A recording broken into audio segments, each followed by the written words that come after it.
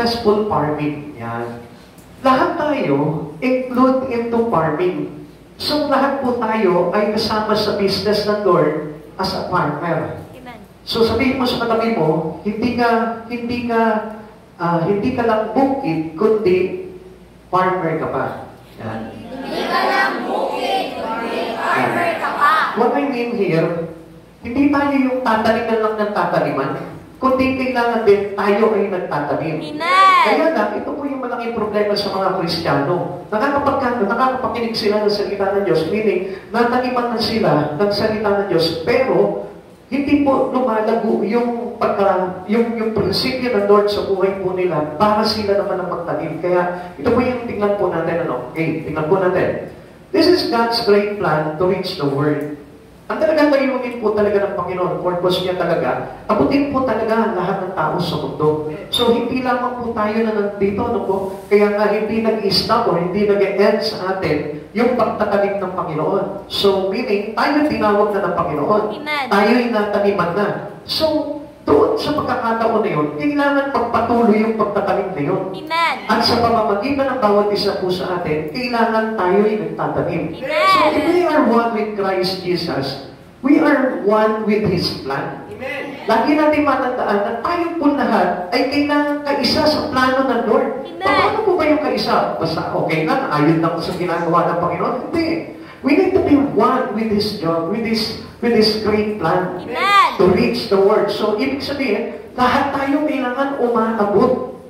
Amen? Amen. Lahat tayo kailangan may inaabot. At hindi po pwedeng ikaw na lang palagi yung aabotin ng Panginoon. So, from the beginning, inabot ka na ng Lord eh. Tinaniman ka na ng Lord. Hanggang ngayon gusto mo, tinatanim ka pa rin.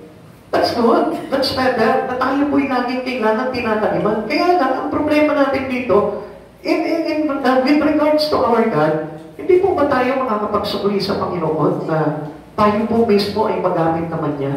Sa kabila po ng kagandahan loob na binigay sa atin ng Panginoon, na tayo po ay nataniman niya, naturuan niya, na ilagay niya doon sa kalagayan na kung saan gusto niya, tapos tayo magiging sitting pretty lang. So, it is nonsense. Kung makikinig tayo ng salita ng Diyos, we only save us. We only save ourselves. So, ang sabi po ng Biblia, hindi po tayo po pwedeng magligtas ng ating sarili po lamang. Amen. Sapagkat ang sabi po dito, sisikap na magligtas ng kanyang sarili ay siya mawawalan po dito. Subalit ang mag-alay ng kanyang buhay alang-alang sa mabuting balita at sa kanya ay tatanggap na makasandang imayong pagpapala at buhay na walang hanggan. Amen. So meaning, hindi po pwede na ikaw lang yung palaging aani palagi sa Panginoon. Amen. So, with the great plan of God to reach the world, we need to be one with them. Tayo dapat kaisa tayo. At walang isa man dito, batang-tanda, na hindi gagawin itong bagay dito. Sapagkat, if you are one with Christ, ibig sabihin, dapat nagmamanifest sa iyo yung bagay na yun na ginagawa ni Christ sa mundo. Amen. Okay. Tingnan niyo po yung sinabi po sa awit po ng 126, verse 5 and 6. Sila tumatangis habang nagsisitanim, hayaan mo na mag-ani ng puspos ng kaganahan. Silang mga nagsihayong daling binhid na nanangis ay aawit na may ganap dalay ani pagbalik. So ano po ba yung maganda po dito? Those who sow tears reap joy. Amen. Na kapag tayo po ay nagsasakripisyo kasama ni Hesus Kristo na nagtatanim tayo to reach out the world, pagdating ng araw, yung ating pag-iyak, ibig sabihin yung ating pagtangis, yung ating sakripisyo, ay papalitan ng Diyos ng pinakamagandang gantimpala sa buhay na walang hanggan. Which is a greater joy that is waiting for us in heaven. Yun yung pinakamaganda doon. Kaya, paano tayong aani doon kung tayo lamang po yung nagsisikap para sa sarili lamang po natin? Kaya nga, ang sabi po ng Biblia, walang nabubuhay sa sarili niya at namamatay sa sarili niya lamang. Amen. So, ibig sabihin, we need this life for others.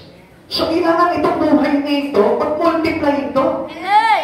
Hindi lamang sa sarili ko, kundi kailangan sa marami. Kaya nga tayo tinawag ng Panginoon para mag-multiply po tayo. Kaya nga sabi na doon, umayaw ngayon magpakarami. So what does that God mean for us? Ang ibig sabihin po nito, go and multiply. So sabi niya po gano'n sa atin, na ikaw nakakilala ka, kailangan hindi lang ikaw yung makakilala, kundi maraming tao ang maligtas sa pamamagitan mo rin. Amen. So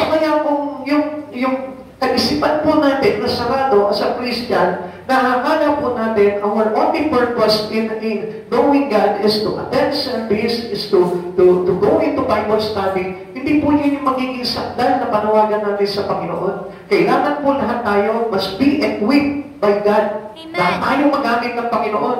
Lahat ng buhay po natin ay maibalik po natin sa ating Panginoon. Amen. And that was our job, to go into farming. Amen. Tayo po kailangan magtanim, tayo po kailangan magsaka, kailangan tayo mag-ani, para na sa ganon, soon, kasama tayo sa harvest. Amen. Pagdating ng Panginoon dito, tayo mismo mga kaisa niya sa pagtatanim, tayo po mismo haharvestin tayo ng Panginoon. Amen. Kaya yun po yung dapat na pagtiisan natin. Kaya mapapansin po natin dito, sow tears and reap joy. Amen.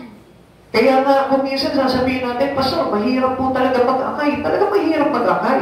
Kaya nga sinabi niya dito, sowing tears.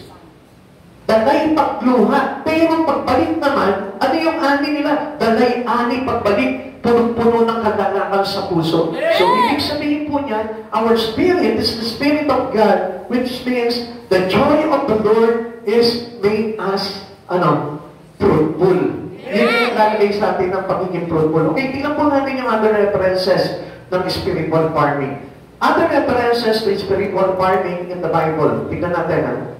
Para na sa ganon, hindi po tayo magkulang doon sa panawagan natin na hindi naman po tayo papasok ng church and then mauupo po tayo dyan. Hindi po magiging ganap po yung mga bagay na yun. Kaya nga, papansinin po natin minsan yung mga anak natin, hindi pa natin makisama sa Lord, di ba?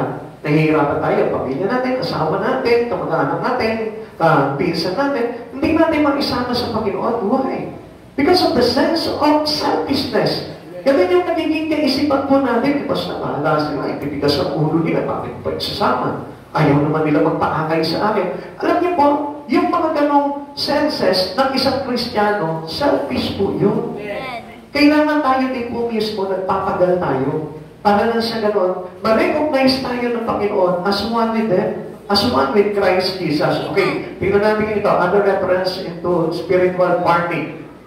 Una, yung po tinatawag na the parable of the sower. May aral po tayo dyan sa pagtatanim. So kung mapapansin niyo po dito, mayroong 4 na lupa, na klase ng lupa, na pinagtataniman po dito. Pero ipasok na po natin ito into the heart of every people. So, there is a heart which is blind. Pag sinabing blind heart, ang ibig sabihin po dito, yung parang dadaan lang siya pero hindi niya pinansin. Meron naman tayo na susunod dito is the rocky heart. Pag sinabing rocky heart, matigas ang puso na kahit anong tanim ng Lord, hindi pumapasok yung binhi. Hindi tumutubo yung binhi, namamatay yung binhi. Kaya nga po, hindi lumalago at hindi po nagpupuna. So, and the other heart or the other soil is a rebellious heart. Yung rebellious heart na yon, ang ibig sabihin, mas pinananaig niya yung kanyang sariling kagustuhan, yung mga bagay na makalaman, kaysa sa mga bagay na itinatanim sa kanya ng Panginoon. That was rebellious heart. Yun po yung natanim sa tawagan. Nadadaig ng tawag, meaning, siya po ay parang natatangay ng mga bagay sa sanlibutan kung bakit po nagiging rebellious po yung kanyang puso. And then, the last one is the good heart, which is the remaining heart. Ibig sabihin po nito, yung pong nananatili tayong nasisitran ng binhi o natataniman, nahahasikan ng binhi ng Lord, nagbubunga, naguuhay, nagbubultiply, kaya yun yung gusto-gusto ng Lord po sa atin, the remaining heart. Yung nananatili talaga sa ating Panginoon. Which is written in the book of Matthew chapter 13, verse 1 to 8. Tapos mayroon pong paliwanag po dito, verse 18 to 23. So, basahin niyo po yung para maintindihan niyo po mabuti po ito. And the other reference in the Bible is sowing and reaping, the principle of sowing and reaping and the labor and wages. Tingnan niyo po mabuti yan, ha?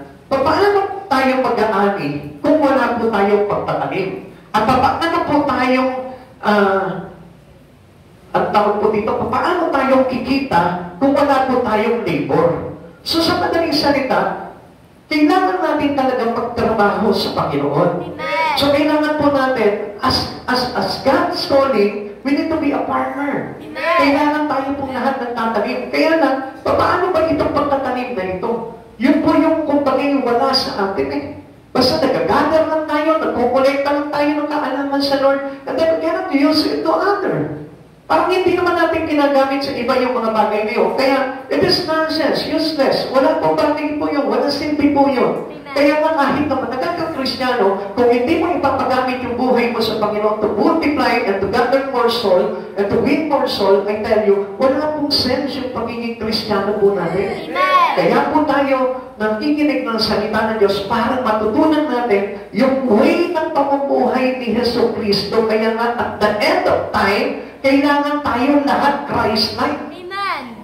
At kung paano tayo magiging Christ-like, kung tayo po mismo, wala po tayong sipag na mag-akay ng kaluluwa to win more soul to God. Kaya nga hindi tayo magiging Christ-like kung tayo po'y tagapakinig lamang po. At kailangan po natin na gamitin talaga itong buhay na ito para na sa ganun maparangalan natin ang Lord. Ano po ba sabi po ng 1 Corinthians chapter 6 verse 19? Tinubos tayo sa malaking halaga. Kaya gamitin natin ang ating katawan para maparangalan ng Diyos. Ano raw po yun? To glorify our God. So how can we glorify our God? Mag-glorify pa ang Lord kung mabait ka lang? Mag-glorify pa ang Lord kung nagpag-pray ka lang? Mag-glorify pa ang Lord kung tayo po ay nagpa-Bible study lang? Actually, yes, but it is not enough. Kasi mag-glorify natin ang Panginoon when a person go into farming. Meaning, kapag siya ay nagsasoul winning na, nagliligtas na ng kaluluwa. Kaya nga doon po nagiging doon po tayo napaparangalan ng Panginoon eh. At doon po tayo magkakaroon talaga ng gantimpala. So mga kapatid sa Panginoon, dapat na maintindihan natin, hindi tayo naparito at hindi tayo lumapit at hindi tayo tinawag ng Panginoon para lamang po sa sarili nating kaligtasan. Tandaan po natin, walang ganong kaisipan po ang Panginoon. He is not a selfish God. Sapagkat siya po bumaba po dito to save many, to save a lot, to save all. So kung makikita po natin dito, kung ikaw na-church ka lang, to save your only soul, I tell you, there is something wrong. May mali na po sa panawagan mo sa Panginoon. Kaya nga, ang pagpunta po natin sa Panginoon is for us to be equipped to save many. Yun ang laging natin itatak sa isipan po natin. Hindi ka lang dito para iligtas lang yung sarili mo. Sapagkat kung gano'n lamang ang naging layunin mo, I tell you, hindi po tayo magiging ganap yung ating kaligtasan pagdating sa ating Panginoon. Sapagkat ang gusto ng Panginoon, tayo din po mismo nag-aalay tayo ng buhay. Na to kill ourselves. Hindi para patayin yung sarili natin, katulad ng kay Jesus, He sacrificed His own life. Pero sa atin, alam niyo po, ang gagawin na lang natin, we go into farming. Magtatanim na lang tayo, maghahasik na lang po tayo. Yun po doon, enough na eh. Masasapat na yung bagay na yun na hindi na tayo kailangan ipako sa krus eh. Kaya nga mga kapatid sa Panginoon, dapat natin maintindihan itong mga bagay na ito. Okay, kung papasahin po natin sa John chapter 4, verse 35 to 38, sabi po dito, hindi ba sinasabi ninyo 4 na buwan pa at anihan na? Sinasabi ko naman sa inyo, basta ninyo ang mga bukid, hinog na ang mga trigo at handa ng anihin. Ang umaani ay tumatanggap ng kabayaran at nagtitipon ng bunga para sa buhay na walang hanggan. Kaya magkasamang nagagalak ang nagtatanim at umaani. So, minsan, di ba kung mapapansin po natin dito, tayo kung minsan kapag umahayo tayo, angal tayo ng angal eh. Hirap nilang akain, pastor. Ang tipitas ng puso nila, ayaw nilang umuuman lang sa akin. Ayaw man lang nila na kahit isang beses, madala ko sila sa church. Alam niyo po ba, yung ginagawa po natin yon ay pagtatanim pa lamang. Amen? Amen. Pagkahasik pa lamang yun. Kaya nga sabi dito, ang umaani at tumatanggap, ang umaani ay tumatanggap ng kabayaran at nagtitipon ng bunga para sa buhay na walang hanggan. Kaya magkasamang nagagalak ang nagtatanim at umaani. Ano ibig sabihin ito? Punta po tayo sa 35. Hindi ba sinasabi ninyo 4 na buwan pa at anihan na? Sinasabi ko naman sa inyo, masdan ninyo ang mga bukid, hinog na ang trigo at handa ng anihin. Pero marami po sa atin, nakita niyo po, we always keeping on complain. Gumagawa tayo sa Panginoon, pero ang dami na natin reklamo. Reklamo tayo na reklamo, pero ang hindi natin malalaman o nababatid doon, nagtatanim pa lang tayo. Naghahasik pa lang tayo ng bini. Kasi tayo po minsan ang gusto natin, pag hasik mo ng bini, gusto mo magbubunga na agad, anihan na agad. So iba ang pag-aani po nun. Pinaumpisahan lang po natin, pero iba ang aani nun. Okay, tuloy po natin para makita po natin ano po. Kasi ang totoo pong farmers, they earn and gain blessing and eternal life soon. And that was the greatest reward for us by God. So kung makikita po natin, dito tingnan po natin sa verse 37. Dito nagkakatotoo ang kasabihan, iba ang nagtatanim at iba ang umaani. So iba ang nagtatanim, ikaw yung nag-invite sa kanya, sa iba sumama. Naintindihan niyo po ba yan? Unfair, ano? Kung titignan natin, unfair. Pero, you have a score from the Lord. May buntos ka sa Panginoon doon. Kasi nung una pa lang, nataniman mo na yan. Nahasikan mo na yan. Kaya, pag tumubo yan, maaaring iba ang gagamitin ng Lord yan, iba mag-aani yan, pero ang Diyos pa rin ang magpapalago niyan. Okay, tuloy po natin sa verse 38. Isinubo ko kayo upang anihin ang hindi ninyo itinanim. Iba ang naghirap dito at kayo naman ang umani sa kanilang paghihirapan. So kung mapapansin naman natin, mayroon namang madali na isang invite mo lang, sama na agad sa'yo sa church. Alam mo kung bakit? Kasi ikaw na yung umani, sila naman yung nagtanim. So vice versa, hindi po unfair ang Lord. Amen. Hindi po siya kumbaga parang hindi siya patas. Maaring meron kang tinanim, pero iba ang umani, at meron ka namang inani na hindi mo naman tinanim. Hindi ka napapansin minsan, isang invite mo lang, sama na agad sa'yo sa church. Sama na agad sa'yo sa Lord. Pero meron ka tinatrabaho, 1 taon na, 2 taon na, pero hindi pa sumasama. Pero alam niyo po ba, magbubunga naman yun sa iba. Amen. Kaya nga, fair pa rin yun dahil may bunga pa rin po sa atin po yun. Amen. Ang importante doon, tayo po mismo, nagagamit po tayo ng Panginoon into farming. Amen. Amen? Amen. Kaya iyon po yung pinaka-greatest plan na kailangan kaisa tayo ng ating Panginoon po doon to reach the Word. We are all to be sowing and reaping. Lahat tayo. Sabihin mo sa katabi mo, dapat matuto kang magtanim at mag-asik at umani. Dapat matuto kang magtanim, mag-asik at umani. Kaya ito po yung mali po sa mga Kristiyano eh. Maraming Kristiyano gusto lang umani. At hindi pa nga luluwa ang inaani, kundi blessing. Tama po ba? Minsan ang expectation nila, ayan, nakapag-church na ako, papapalagin na ako mamaya ng Lord. Bibigyan na ako ng pera ng Lord. Yayaman na ako. Doon po tayo kung minsan nakapokus eh. Pero hindi naman po yun ang talagang panawagan sa atin ng Panginoon. Kundi ang panawagan po sa atin ng Panginoon is to equip us into farming. Pag sabi nga, to equip myself into farming. To equip myself into farming. Yan po yung dapat po talaga doon. Kaya po tayo tinatawag ng Panginoon. Paano mapakinabangan po yung bawat buhay po natin? Ang tanong po dito, tanongin mo yung sarili mo, pakinabang na ba ako sa Panginoon?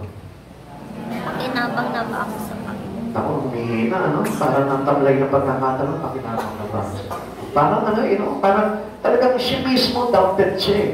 Kasi alam naman po natin talaga yung sitwasyon po ng Espiritu natin pagdating sa Panginoon. Kaya nga, hindi po yun ang dapat natin gawin. Kundi, ang dapat natin gawin, pilitin po natin na maging kaisa po tayo into God's plan to reach the Word. Dapat tayong lahat. Sabi mo nga daw sa katabi mo, dapat kaisa ka ng Diyos. Dapat kaisa ka ng Diyos. Saan?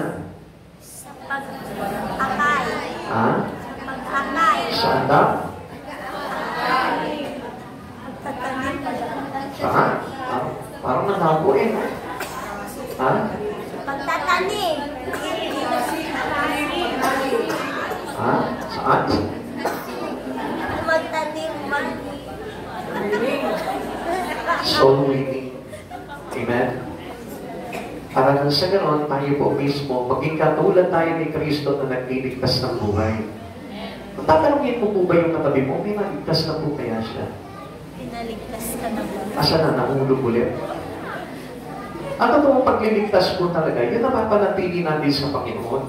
Hindi po yung nasama natin, tapos mawawala rin. Hindi po yun yung tawag po na pagliligtas. Amen? Kung ganun po mangyayari, ibig sabihin yan, ipinanganak mo, pero ikaw rin ang taga-born sa Kanya. Ang tawag po doon is Christian abortionist. Amen? Yung aakayin mo, tapos ikaw rin yung magpapabaya sa Kanya.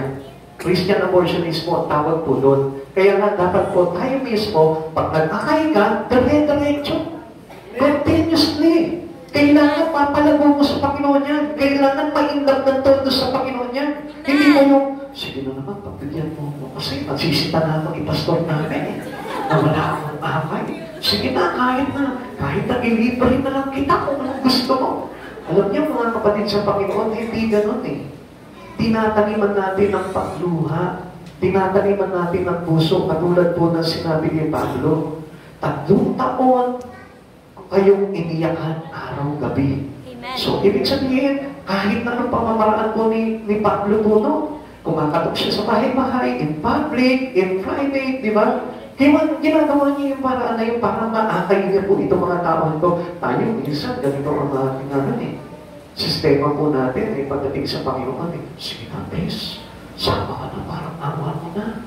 Inilibre na lang kita. Di ba sa susunod na linggo? Di ba hindi ka na umatin? At least nakita ng pastor namin na nagtatrabaho po. Kapatid sa Panginoon, hindi ang pastor na nakakakita doon ang God. Because our God, yung bagay na ginagawa natin, it is a plan of God. Amen. And not a plan of your pastor. Kaya nga, huwag po tayong masayahan. Ayan, meron na ako naakay ngayon. Praise God. Tapos, todo ngiti ka ngayon sa pastor na. Ayan, kasi may kasama ka eh. Tapos, kinalingguhan naman ulit. Wala kang kasama. Nagtatago ka na. Kasi baka matanong ka ng pastor mo, asan yung akay mo? Wala, pastor eh. Hindi na sumama eh. Kapatid sa Panginoon, let us open up our mind to our God. And we must open our spirit to know all these things with God. Kasi kailangan po natin maintindihan yung bagay niyon eh. Akala natin ganun lamang po yung pag-aakay, hindi. Namumuhunan po tayo ng luha. Sa pagtatanim po natin, sa paghahasik po natin sa ibang tao, yan po yung iniiyakan, iniluluhod sa Panginoon. At hindi po yan kumbaga para susuhulan. Hindi po tayo katulad po ng gobyerno, ng mga politiko, di ba? Nagsusuhol po lamang para makuha po natin sila. Okay, sabi po dito, we are to be sold the word of God and reap soul for Christ. Kaya tayo nag-aaral ng salita ng Diyos, kaya tayo nakikinig ng salita ng Diyos, for us to reap soul. Amen. Para po tayo umani ng kaluluwa. Huwag mo ugaliin na ikaw lamang yung nagpupunta sa kay Christ. Huwag mo ugaliin kahit bata ka, kahit matanda ka. Hindi yung ikaw lamang po palagi. Amen. You must go with others. Amen.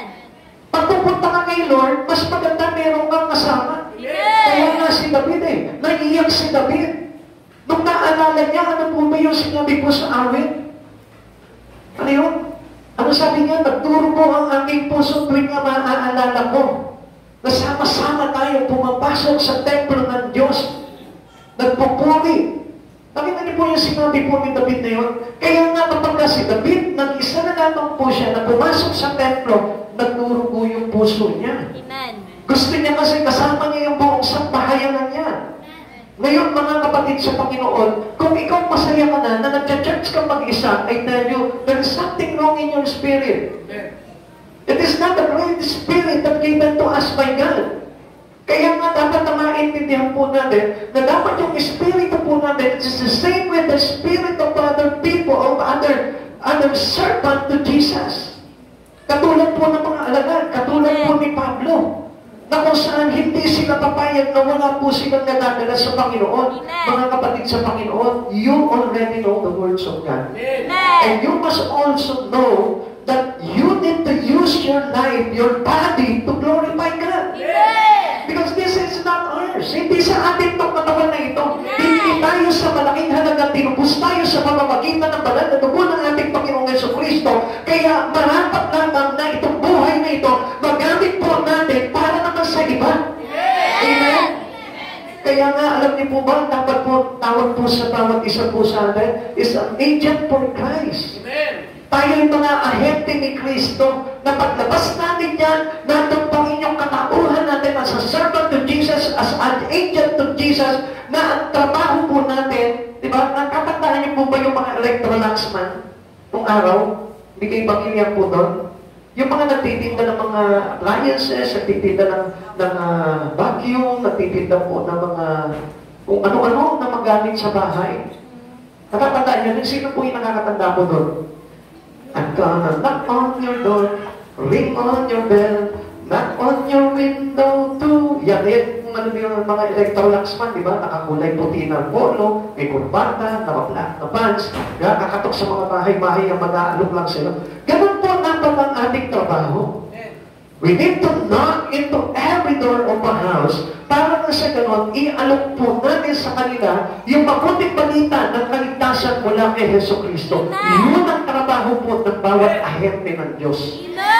At gusto ko po na malaman po ninyo na hindi lamang po tayo tagapakinig ng salita ng Diyos, kundi we are an agent of Christ Jesus.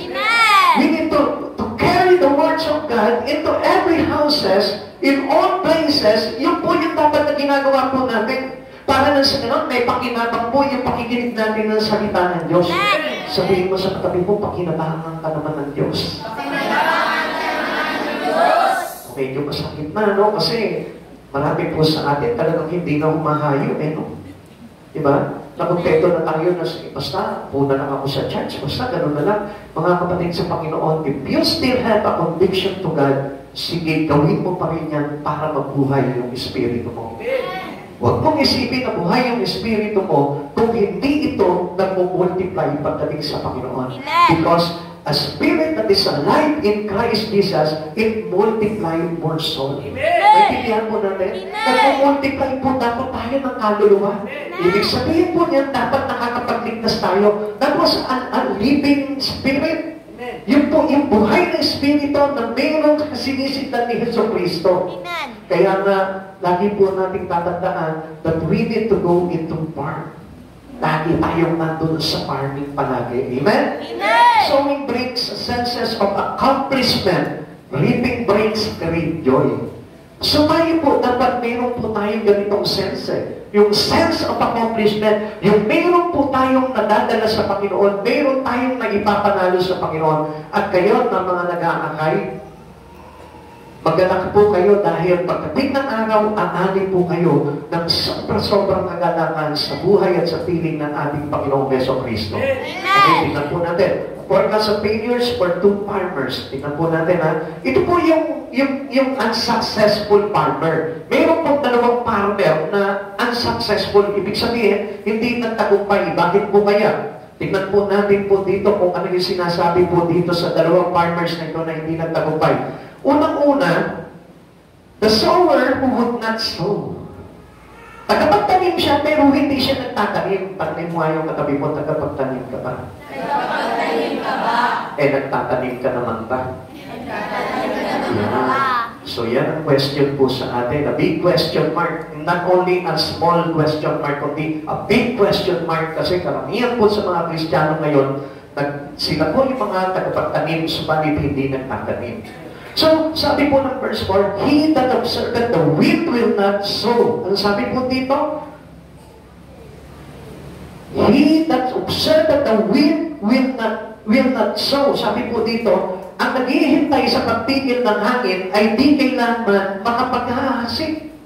So, kailan po matitigil yung hangin? So, malago, ano po? Kasi pag tumigil yung hangin, mamamatay ka na rin. Amen. Amen po ba? Amen. So, parang hindi nyo po na-gets po yung sense po dito, ano po? Sa palagay nyo po ba pwede natin patigilin ng hangin? Kasi wala namang hangin, wala. Paano ko mabubuhay kung walang hangin?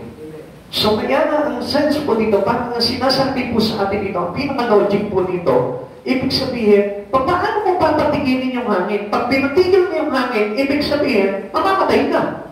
Mabubuhay ba ang tao without air? Hindi po. We cannot survive without wind. We cannot survive without air. So, kung mapapansin po natin, saan tayo humihinga? Yung ating hinihinga, hangin po yan. Amen? So, sa madaling salita, paano ka ba makapagtatanim kung hihintayin mong tumigil ang hangin? So, ang kailangan po nito, hindi po tayo mahalangan ng tinatawag na problem of the wind. Na kahit sabihin namin, malakas ang hangin, mahina ang hangin, walang hangin, still we need to sow.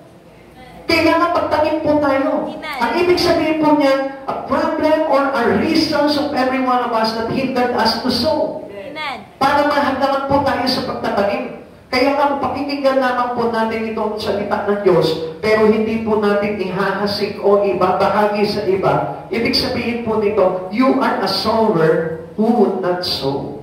Amen. Amen. Sabi dito, here stands a sower who will not sow. Una, bakit? He has a seed in his hand, but is afraid to drop them into the soil. Natatakot po sila na itanim, ihasik sa bawat tao. Alam mo na yung salita ng Diyos. Marami nga po mga Kristiyano, talagang well-versed po sila pagdating sa Bible eh. Ang dami nilang alam na mga parts sa Bible. Pero ang problema, hindi nila itinatanim ito sa puso ng mga tao.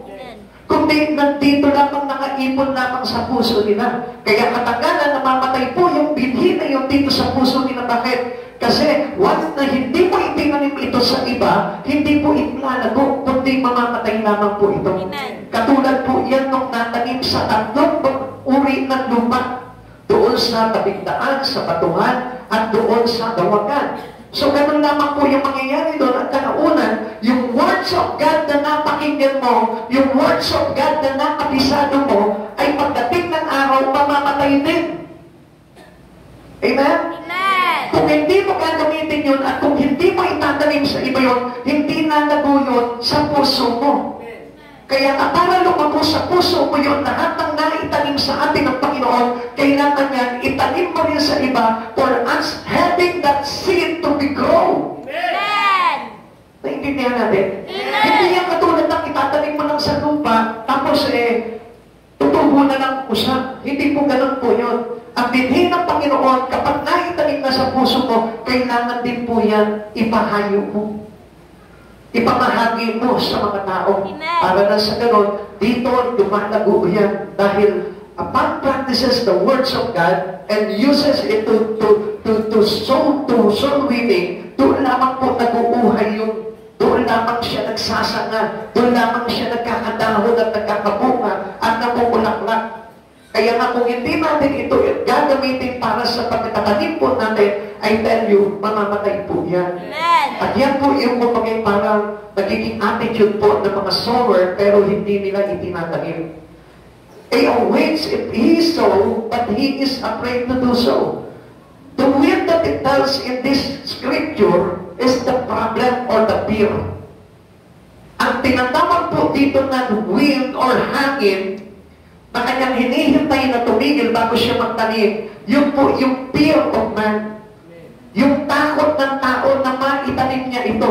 Kaya anong nangyayari po dito? Hintay lang siya ng hintay ng pagkakataon pero hindi dumarating yung pagkakataon na yun. Why?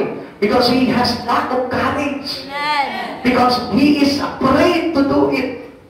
Natatakot. Marami siyang dahilan. Kaya nga reason can be hidden us Amen. to do our things in God. Amen. Kaya po tayo natatakot maglingkod sa Panginoon eh.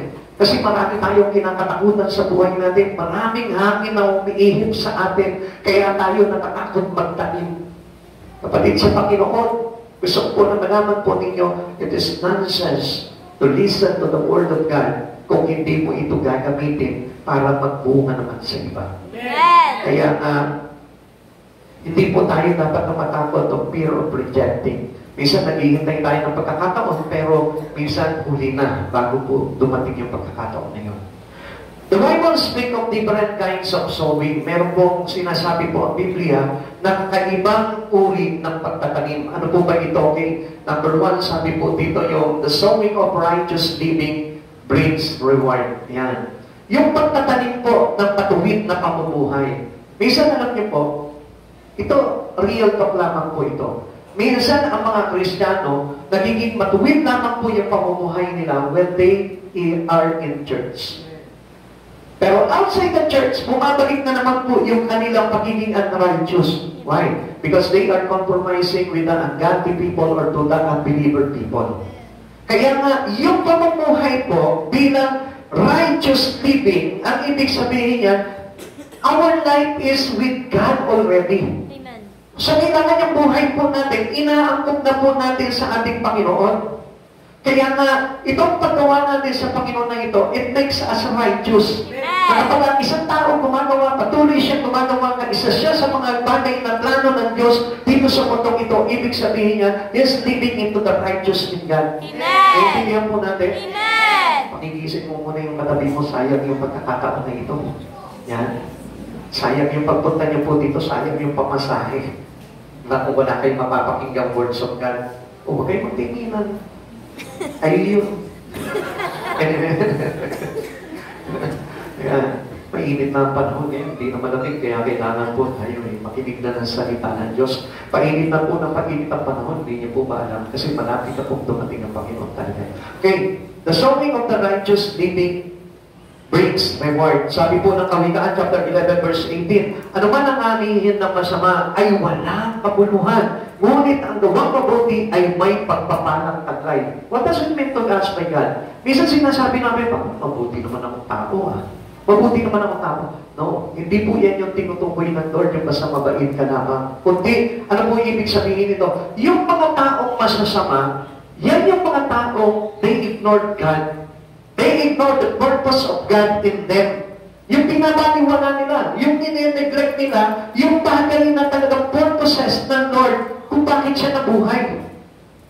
Kasi alam niyo po, walang sense yung buhay po natin. Walang kwenta yung buhay natin kung hindi mo alam kung ano yung layunin ng Lord, bakit ka nilikha. Kaya nga kailangan natin malaman po ito. Kaya nga yung iba, nanghihinayang po sila na ibigay sa Lord yung buhay nila, nanghihinayang sila mag-church, nanghihinayang sila na gamitin yung buhay nila sa Panginoon. Why? Kasi they are living into an evil living. Amen. Yung pamumuhay na evil. And what is this evil living? Ano po ba itong pamumuhay na masama na ito? Yung pamumuhay na walang kinalaman sa Lord. It makes you evil. Amen. Kaya nga itong buhay natin na ito, use it to glorify God. Sabi po sa atin ng Corinthian. Amen. So sa madaling salita, kaya pala tayo niligtas ng Panginoon, kaya po pala tayo sinave, tinubos ng kanyang banal na dugo para magamit ang buhay natin to glorify Him. Amen. Kaya nga alam nyo, kung hindi tayo naligtas ng Panginoon, hindi ka talaga gagawa sa Panginoon. Bakit? Yan po yung purpose why we have salvation. Kung bakit tayo sinave ng Lord, we are saved to serve. Sabi nga po Amen. Kaya nga kung hindi ka talaga may niligtas, sino naman ang magkakaroon ng interes na paglingkuran ng Panginoon? I tell you one thing, maraming tao walang interes talaga sa Lord. Kaya nga di sana kung maraming tao may interes sa Lord, di sana puno po palagi ang bawat churches. Baka maliit itong space natin dito kung talagang lahat ng tao may interes sa Lord. So meaning, ang pamumuhay po kasi ng mga tao na walang interes sa Panginoon ay tinutukoy ng Lord ng masama. Amen. Amen. Amen. It is living in evil. So, ano po magiging kabuluhan ito? Wala. Pero sabi niyo po dito, ngunit ang gawang mabuti ay may pagpapalang taglay. Ano kaya yung mga gawang mabuti? Yung mga gawang mabuti, this is how a person serving the Lord. Yung kanyang paglilingkod sa Panginoon. Kasi yun na yung natin yung practices ng pamumuhay sa matuwid. Kaya nga ang tao po, minsan hindi po nila alam kung ano yung talagang matuwid na pamumuhay. Basta ang sinasabi nila, matulungin ako sa kapwa ko. Tumutulong ako sa mga mahihirap. Papagbigay ako, very friendly ako. Kaya nga kahit na yung mga masasama, kinakaibiganan ko Kahit na yung mga magnanakaw, kinakaibigan ko. Hindi masama po yun. Kaya mga sabi po sa atin ng Biblia, huwag tayo mag-iisa Amen. Amen? Amen. Kasi pag nakiisa po tayo sa kanilang mga gawa, tayo po'y ibibilang na masama. Amen. So mga kapatid sa Panginoon, kaya nga dapat tayo po'y ma-recognize ng Panginoon upon the people who do things to glorify God. Dapat kasama tayo ng mga tao na naglilingkod sa Panginoon. Kaya nga, God gathered us. So meaning, tayo po mismo, na-harvest na tayo ng Panginoon Tayo yung bunga ng reaping Amen? Naiintindihan niyo? Inani na tayo. Kaya dapat ang kasama po natin, yung mga naani na rin. At hindi yung tinataniman pa lang o hindi pa natataniman.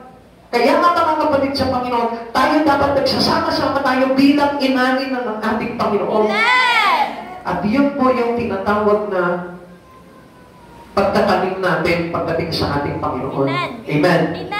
Yan po yung mga bagay na nakalulugod sa ating Panginoon. Ikalawa, the sowing of material wealth brings abundance. Yan. Ito pa po, yan isang mabigat po eh. Minsan, yung pagtatanim po natin, medyo limited.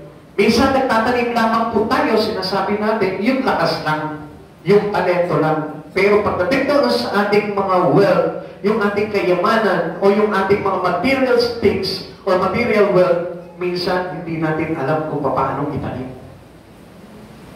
Kaya kung mapapansin po natin po dito, kung minsan nakakala po natin, ang pagtatanim lang po talaga ay paggawa lang ng paggawa sa mga bagay sa Panginoon.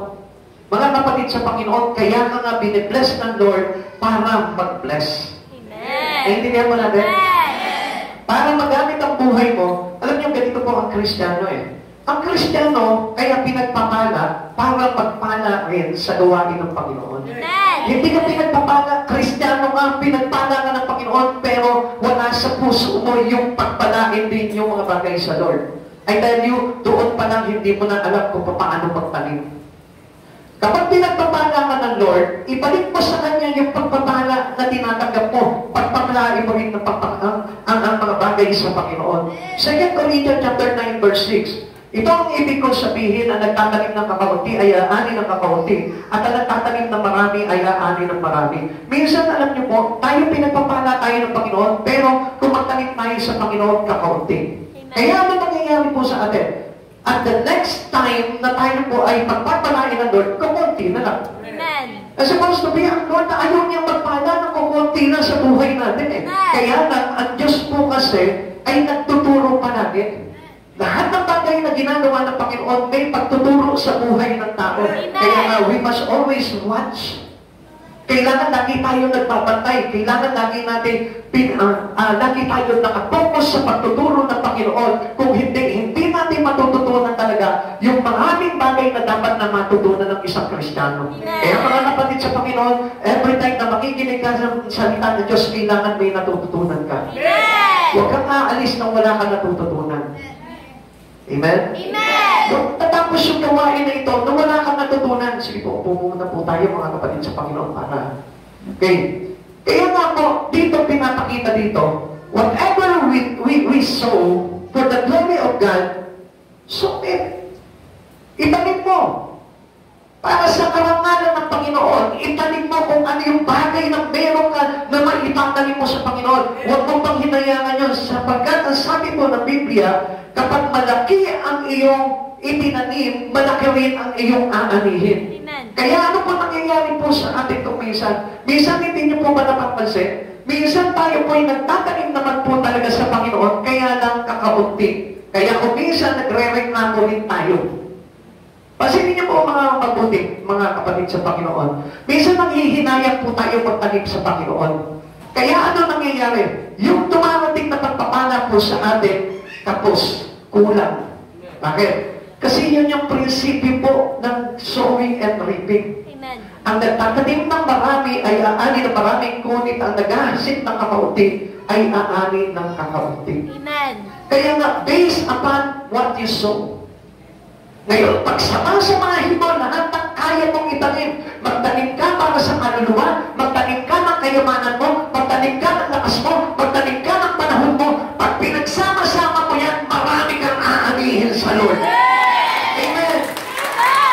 Kasi portion by portion lang po yung magtatanim natin eh.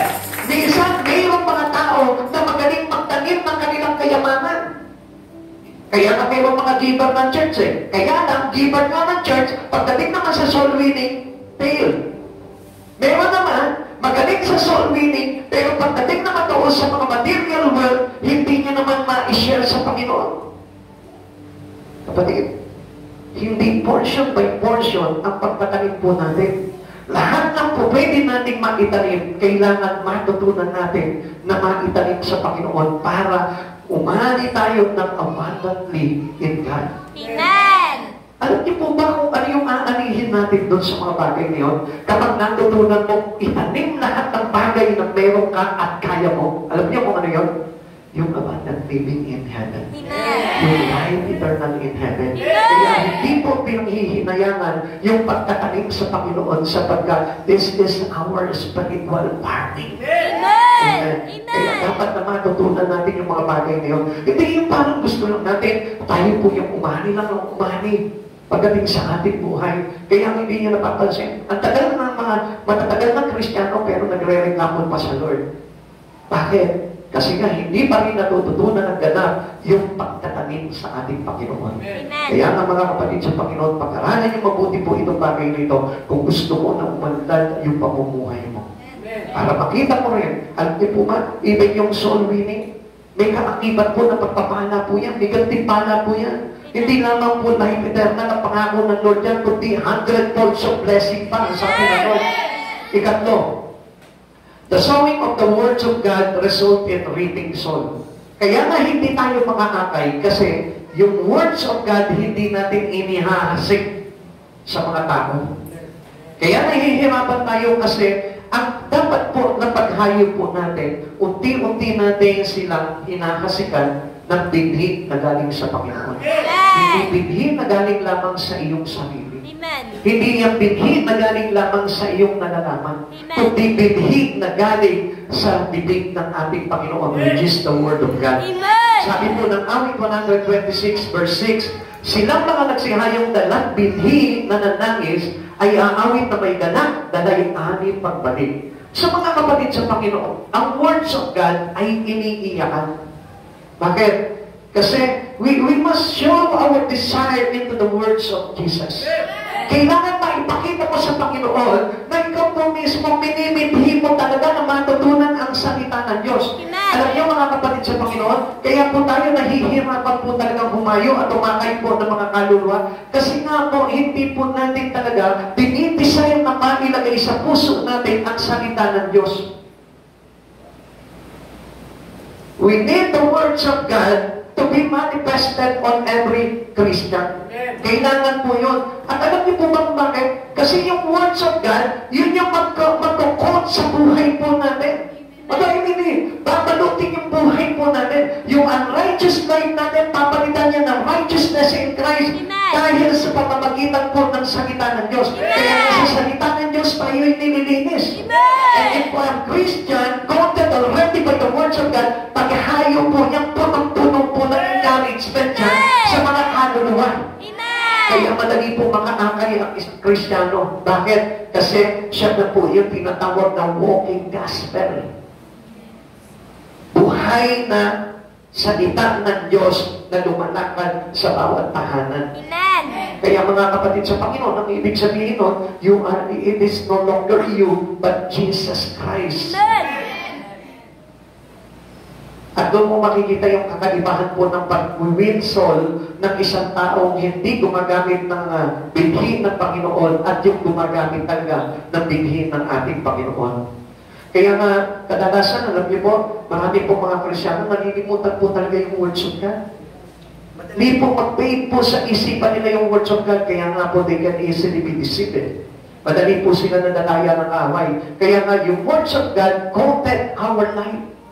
Binabalot tayo ng salita ng Diyos para na sa ganon, tayo po mismo, pagdating po natin sa pamumuhay na ito, makikita po talaga yung tibay, yung tatag, na kung saan katulad ng kasintatag po ng ating Panginoong Jesucristo.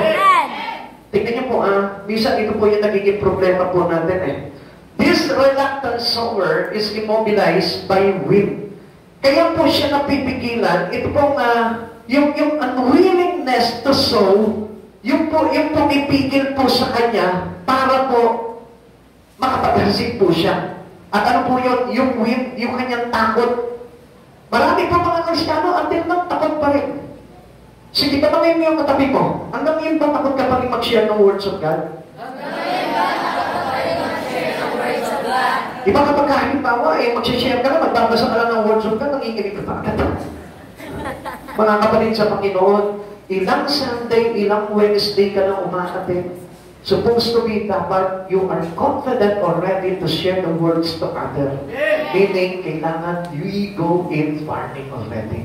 Nandun tayo sa farming business. Amen? Sabihin mo nga yung katabi mo, ano ba business mo? Uy, sabihin mo sa kanya, akala mo Kristiyano ka?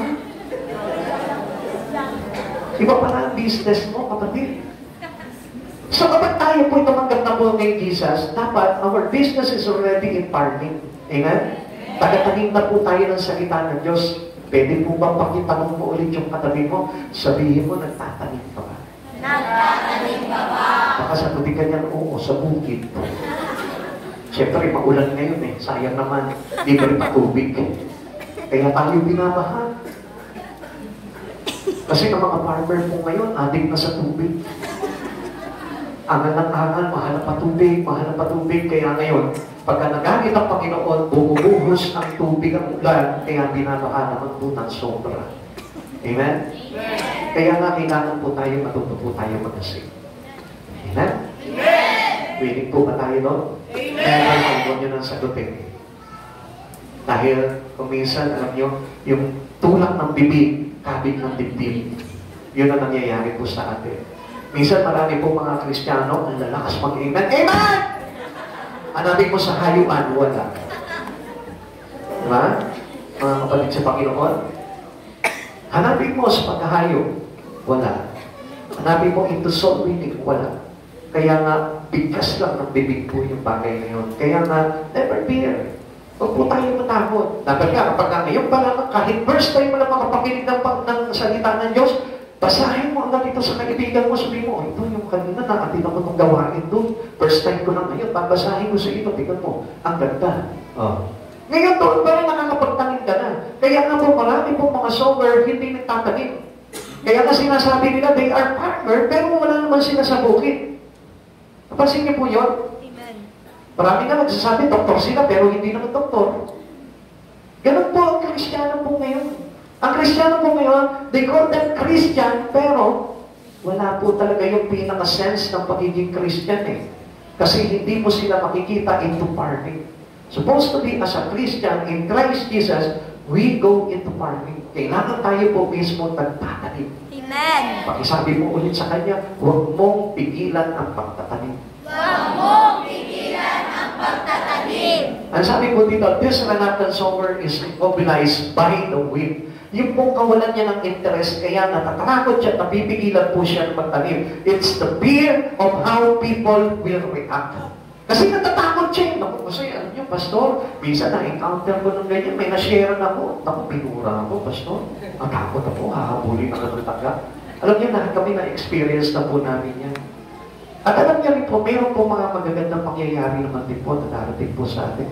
Na hindi po natin dapat katakutan yun because Christ is experiencing this kind of rejection.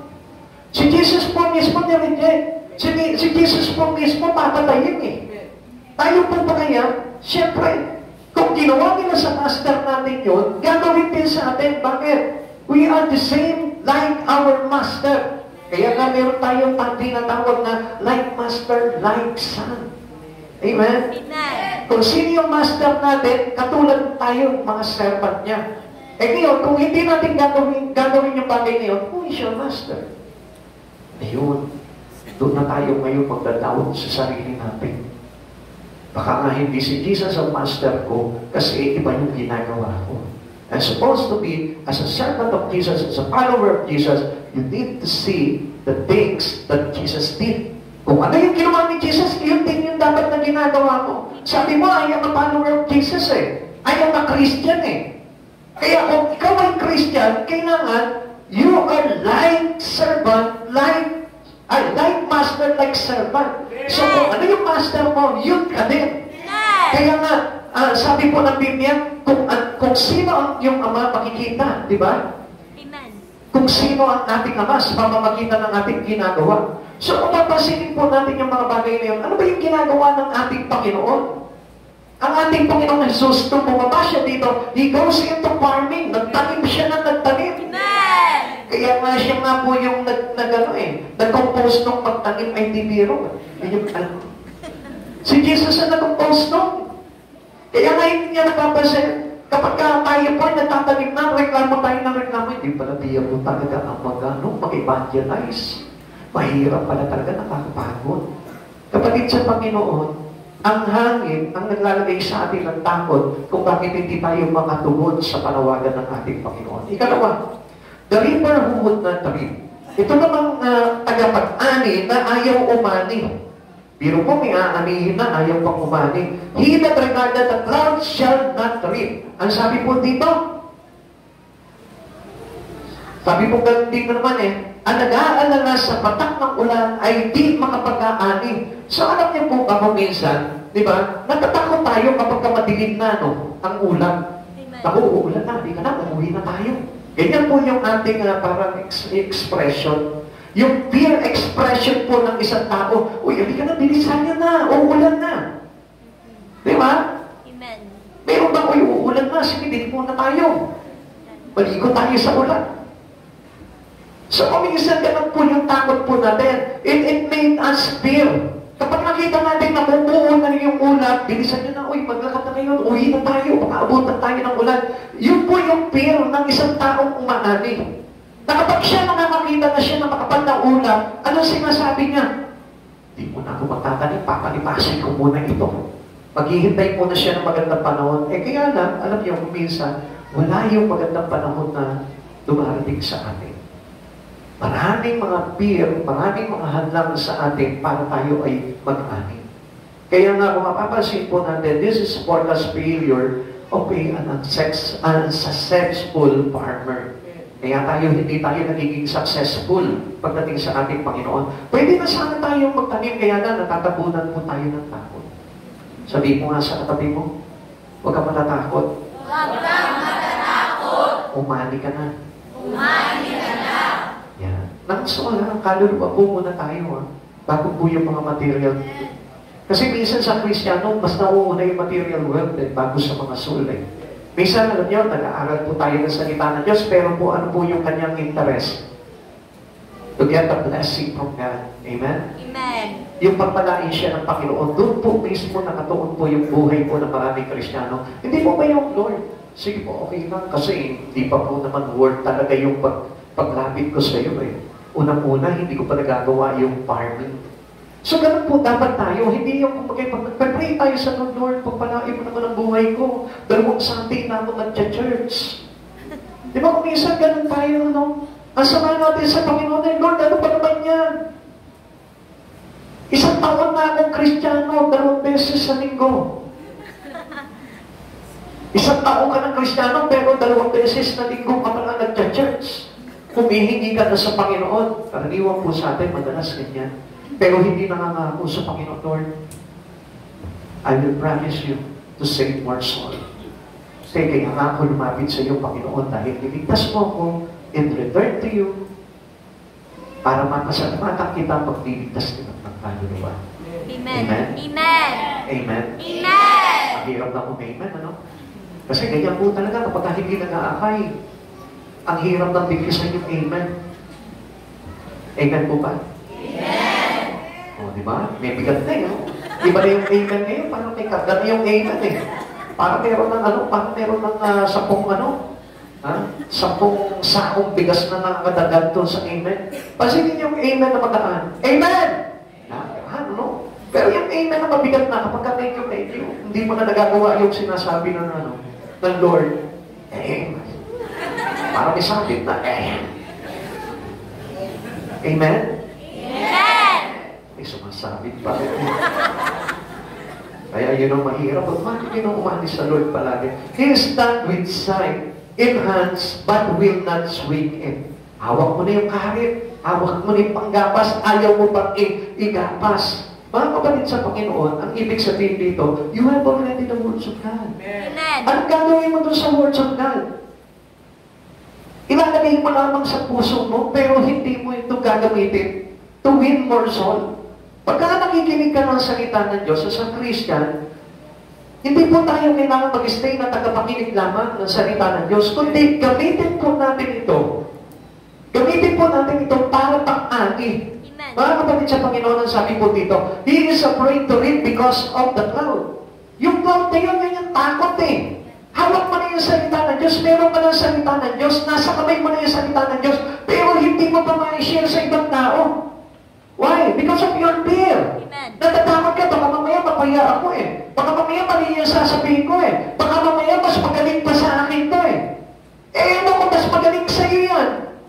Ikaw nagawa mo na mag-share kahit na konti lang yung galing mo. Eh siya magaling pero hindi nag-share. So, what's the cause of that?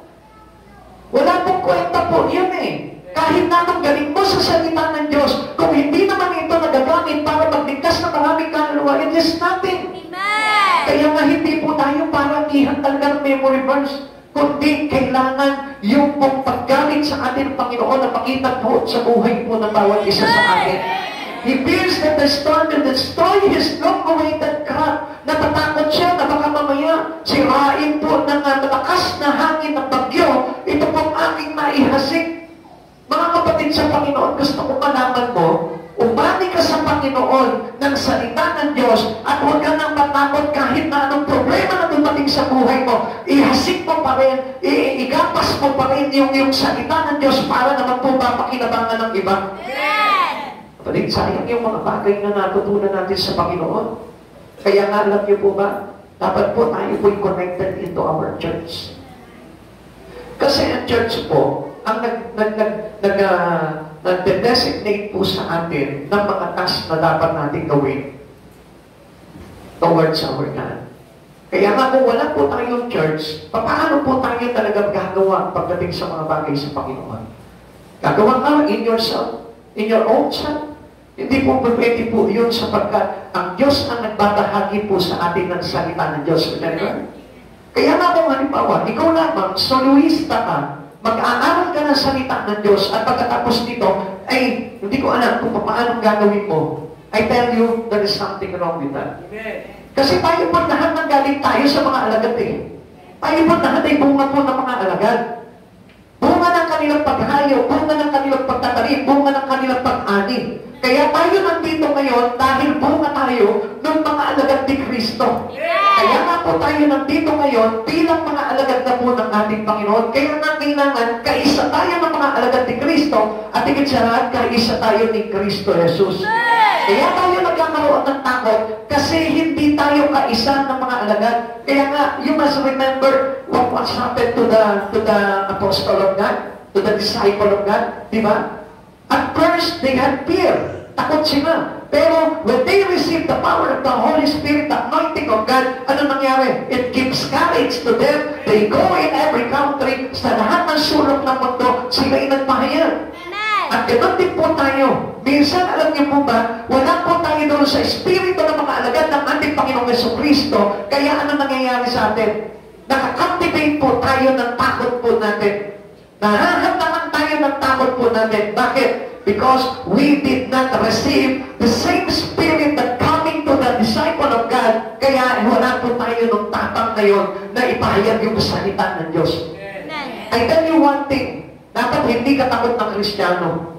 Dapat ipinapahagi mo kung ano yung mga bagay na natututunan mo. Kapag takot ka mag-share ng salita ng Diyos, ibig sabihin yan, hindi ka binabaan ng banal na Espiritu ng Diyos. Because when they receive the Holy Spirit into the upper room, yun yung naglagay sa kanila ng tapang. Lahat ng mga alagad naging matapang. Kaya nga ito 120 na alagad ni Jesus, ano nangyari? They go into every places at nagpahayag po sila ng salita ng Diyos. Sometimes we claim that we are having the Holy Spirit already, but you're still afraid of doing so. Natatakot pa rin tayo gawin yung mga bagay niyon. Natatakot pa rin tayo na i-involve yung buhay natin into the upper room. And sometimes we don't want to go into the upper room. What do I mean here? That upper room is what we call now a church. Kaya nga mga kapatid sa Panginoon, para po tayo makagather, para po tayo makaani, kailangan po tayo, involve tayo into the upper room. Which means doon natin kailangan i-receive yung Espiritu ng Lord, which is the anointing that give us courage. Amen! Tanungin mo ngayon yung kapatid mo, yung katabi mo ngayon, takot ka pa rin? Takot ka pa rin. Hindi ka ba natatakot na wala kang Holy Spirit? Hindi ka ba natatakot na wala kang Holy Spirit? Ano ba ang nakakatakot doon? Yung mag-share ka ng words? O yung wala ka ng Holy Spirit? Di ba mas nakakatakot na wala kang Holy Spirit? Kasi ang ibig sabihin nun, hindi ka makakaunawa ng mga bagay sa Panginoon. Amen? Ano ba sabi dito? His lack of reaping is more deadly than any predicted storm. Ang sabi po dito, yung pong hindi pag-aani, yung tayo walang maani, as an old Christian, hanggang ngayon wala ka pang naaani, I tell you, it is more deadly. Naintindihan natin? Mas nakakatakot. Mas nire-nervousin ka. Bakit ganito? 10 taon na ako naglilingkod sa Panginoon, wala pa ako naaakay. Bakit ganito? Ang tanda ko na sa church, pero wala pa ako nagdadala sa Lord. Kapatid, yun ang katotohanan na nakakatakot. Tanungin mo nga yung katabi mo kung natatakot ka doon. O wala lang. Pag wala lang, ibig sabihin niya, hindi mo talaga na-receive talaga ang Holy Spirit. Sapagkat, when we receive the Holy Spirit, the given task for us by Jesus, dumarating. At dapat alam mo na kung ano yung task mo. You go into farming. Kailangan umani ka na ng umani sa panahon na ito.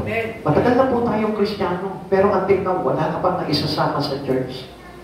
Kaya nga mga kapatid sa Panginoon, it is very critical condition ng isang Kristiyano. Yung wala kang pakialam sa soul winning. Kaya nga papansinin po natin meron kang kapatid, hindi mo madala sa church. Meron kang anak, hindi mo madala sa church. Meron kang magulang, hindi mo madala sa church. So, ibig sabihin po nito, there's something wrong with your spirit. But if you receive the real Spirit, which is the Holy Spirit that coming from them, the same way that the apostle of Christ, the disciple of Christ, hindi ka matatakot na gawin yung mga bagay na yun. At makikita mo, every Sunday, every Wednesday, may kasama ka. Kaya nga sabi ko nga po sa inyo, avoid to sleep in the church. Amen. Kasi kapag nakakatulog po tayo sa church, ibig sabihin niya, hindi ka ginigising ng Holy Spirit. Kaya nga, yung church is the upper room, considered, recognized that the upper room in the Bible. Kaya tayo dito, umanakit tayo dito, nag-worship tayo dito, para na sa babaan tayo ng Holy Spirit palagi. Kung halimbawa, nalagamig na yung Espiritu, kaya tayo nag-church, para na sa ganon, ma-anoint ulit yung ating kaluluwa, para na mag-init muli tayo sa paggawa sa Panginoon. Pero kapag hindi nangyayari yung bagay na yun, ibig sabihin po niya, tulog ang Espiritu mo. Naintindihan po natin? Pwede pa po ba kayo? Amen! Dalangin ko po sa Panginoon na gising po yung Espiritu po natin. Ano po? Many clouds keep us from reaping. Marami pong mga ulap sa buhay po natin na kung saan ito po yung pumipigil po sa atin para tayo po yung umani. Ano po ba itong clouds na ito? Sabi ko nga po sa inyo, itong clouds na ito considered our fear. The fear of what people say if we reap. Nakapag na yung takot natin na baka mamaya ganito sabihin nila Yung nanay ko, ang hirap kasi akayin niyo kasi ganito sinasabi nila Matagal na sila doon sa pananampalataya nila. Then ituwid mo. Sabihin mo sa kanila na hindi ka maniligtas nitong dating mong pinaniniwalaan. Sapagkat wala naman po talaga maniligtas sa miliyon Ang kaligtasan natin, yung mabuksan tayo, may convert tayo into Christ Jesus. At kung hindi mangyayari yun, kahit saan lahat ng relihiyon sa buong mundo, pasukan mo, hindi ka pa rin maniligtas. The fear of beginning will but not being able to finish. Minsan alam niyo po ba, yung pong sa pasimula pa naman, di ba? Magandang po yung pasimula natin, pero kuminsan nasisiglan naman tayo ng takot. Kaya nga po, kuminsan kailangan po natin talagang mag-replenish ng Espiritu po natin. Amen. To avoid this fear to hinder us. The fear of God's not coming through to help us reap. Yung pa, paano natatakot ka lang mamaya, hindi ako samahan ng Lord Ano ba sabi ng Lord? What is the promise of God to every disciple of Him? Ano sabi niya kung gano'n? Matthew chapter 28. Ano sabi niya po dito? Ibigay na sa akin lahat ng kapangyarihan sa langit at sa lupa. Kaya pumayo kayo, gawin ninyong alagad ko ang lahat ng basta, bautismo niyo siya sa ngalan na naman ng anak ng Espiritu Santo at turuan sumunod sa mga pinag-uutos ko. Lagi ninyong tatandaan, ako'y kasama ninyo hanggang sa dulo ng sanlibutan. So ano yung takot natin na hindi baka hindi dumating ang Panginoon at hindi tayo samahan? God has not given us the spirit of fear. Hindi tayo binigyan ng takot. Ngayon sabihin mo sa katabi mo, anong kinakatakot mo ngayon? Kung sinagsaserve ka kay Jesus, wala kang dapat na ikatakot, wala kang dapat na ikapangaba, wala kang dapat na ikahiya. Kung ang Diyos nito ang itinataas mo sa buhay mo,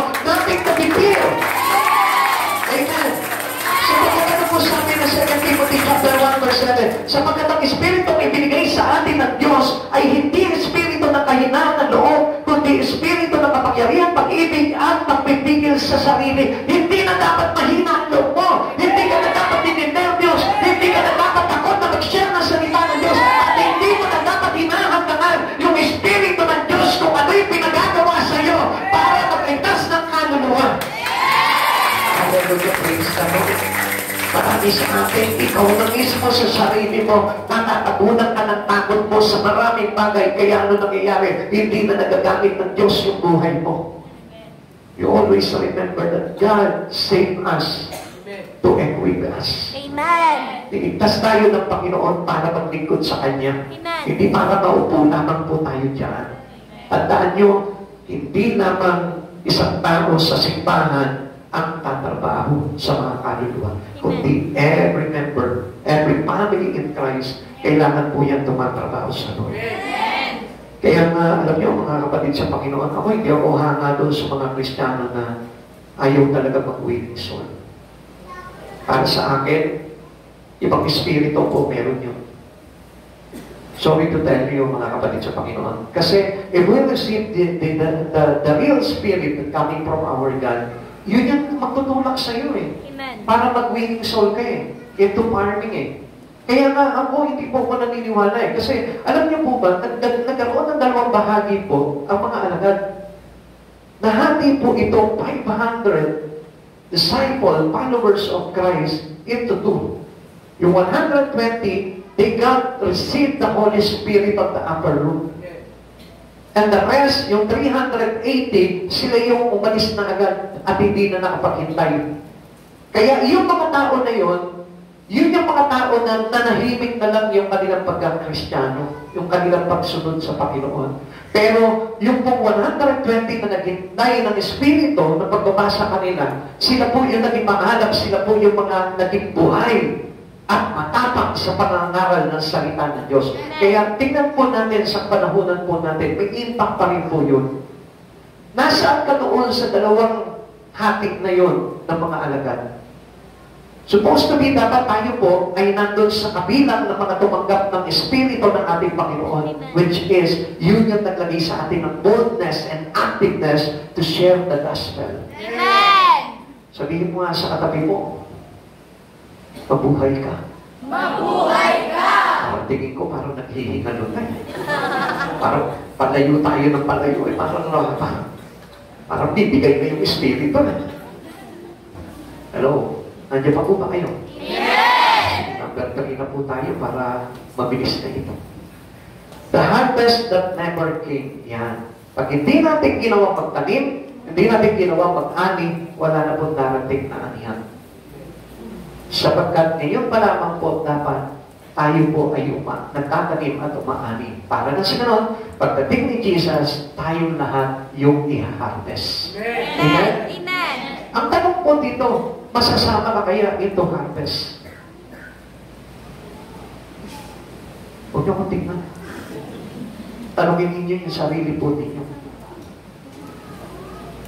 If you do nothing for the glory of God, I tell you, hindi talaga tayo masasama ito harvest. Amen. Sabi nga po natin last Sunday, hindi po kailangan na kilala mo lang ang Panginoon, kundi better knowing the Lord. Amen. Kailangan yung higit na kilala natin, pagkilala natin sa Panginoon. Sabi dito siya, pag hindi po tayo umani, wala mangyayaring harvest. Sino haharvestin ng Panginoon pagdating na araw? Pagbabalik ng Panginoon, sino haharvestin ng Panginoon? Even as magdadawag po tayo, even as magdadalawang isip po ang Panginoon na i-harvest po tayo. Kung sa ganitong kalagayan po natin, mapapansin niyo po, every Sunday, every Wednesday, pag akyat niyo po dito ng church, the same person you are. Ikaw pa rin. Amen. Where are those farmers in Christ? Nasaan na po sila? So, kailangan po talaga, ito po church na ito, bumuo po talaga ng mga farmers. Naintindihan po ba natin? Amen. Napakasimple lamang po nitong bagay na ito. If you want to go with the harvest of God, the greater harvest soon, when Jesus is coming, Kung gusto mo maging pangtipunon, ngayon pala, magtanim ka at umani. Amen. Kung hindi mo gagawin yung mga bagay ngayon, doubted na tayo po'y mapabilang into a great harvest pagdating ng Panginoon. No sowing, no reaping, no harvest. Wala mangyayaring harvest sa church nito. Kaya nga mapalad yung mga umaakay niya. Mapalad yung mga humahayo ngayon. Mapalad yung mga nag-aakay. Mapalad yung mga patuloy po nagsusolwin sa church nito. Dahil pagdating ng araw, mayroon po silang tatanggaping harvest kasama sila sa harvest ng Panginoon. Amen. Kaya lagi po natin tatandaan po yan. Without sowing, without reaping, there is no harvest in Christ. Gusto ko po na maintindihan niyo itong mga bagay nito. Kung hindi ka marunong gumawa for the glory of God, hindi tayo mapapabilang sa harvest ng Lord. Kaya maingat po na tayo po mismo nagsusolve tayo. This harvest was lost because of the fear of clouds and wind. Ngayon, ang tanong po dito, what winds of fear keep you from sowing? Ano ngayon yung naglalagay sa iyo ng takot? Anong hangin ito? Na naglalagay sa iyo ng takot para hindi ka magtanim? At anong itong takot na ito sa mga ulap na ito, sa ulan, para hindi ka mag-aani? Kapatid, take it this seriously. If you are true Christian, ikaw mismo, mababother yung spirito dito. If you really have a conviction, meron kang spirito ng Lord, makukonvict ka dito. Tatanungin mo sa sarili mo, oo nga, bakit nga hindi ako nag-aakay? Ang dami ko na natutunan sa Panginoon, ang dami ko na nabasa, ang dami ko na narinig sa words of God. But still, bakit sinosolo ko lang itong salita ng Diyos na ito? At hindi ko inihasik, hindi ko itinatanim, hindi ko pinag-aani sa mga tao para marami pong ma-harvest ang Panginoon pagdating ng araw. Kapatid sa Panginoon, malapit na dumating ang ating Panginoon. At titignan ng Panginoon kung anong ginagawa mo. Baka matatanda ka na walang ginagawa, I tell you, mabibigo ka talaga para maisama ka at mailigtas ng Panginoon. Sapagkat biglaan darating ang ating Panginoon na kung saan makikita niya na wala kang ginagawa, anong sasabihin niya sa iyo? At masamang alipin. Gabusin siya at itapon sa kadiliman. Kapatid sa Panginoon, kaya nga itong panahon na ito, nagsisikat tayo to gather more soul, to win more soul, para na sa ganun, pagdating ng ating Panginoon, mapabilang tayo into the harvest of God, ang sasabihin sa ating Panginoon, well done, my good and faithful servant. Amen. How you become servant to Jesus? Kung hindi ka gumagawa sa Kanya. Ang tagapaglingkod ay naglilingkod. Ang tagapagawa ay gumagawa. At gusto ko po na malaman po ninyo, kung hindi ka gagawa, I tell you, malaking pagkakamali at pagsisisi pagdating ng araw na dumating ang ating Panginoon. No harvest of souls for the Savior, God is sad. Malulungkot sa pagbabalik niya ang Panginoon. Sa pagkagusto ng Panginoon at sa pagbabalik niya, marami siyang makikita na naanihin. At sa mamamagitan mo, kapatid sa Panginoon, para maparami po natin yung harvest ng Panginoon pagdating ng araw, malapit na dumating ang Panginoon. At kailangan makita ng Panginoon na ikaw mismo ay nagbunga na ng mga maraming ani para na sa ganon, makilala ka ng Panginoon at makita niya na ikaw ay kaisa into His plan to reach the world. Fear must not keep us from being faithful. Alam niyo po ba, mga kapatid sa Panginoon, kung gusto mo maging tapat po talaga sa Panginoon, tanggalin mo yung takot. Takot ba saan yan? Ano bang klaseng clouds yan? Anong winds yan? Takot ka maglingkod sa Panginoon, gawin itong mga bagay nito dahil natatakot ka na baka mawalan ka ng kabuhayan. Dahil natatakot ka baka itakwil ka ng pamilya mo. Natatakot ka na baka mawalan ka ng trabaho. Natatakot ka na baka hindi mo na magawa yung mga bagay na pangarap mo.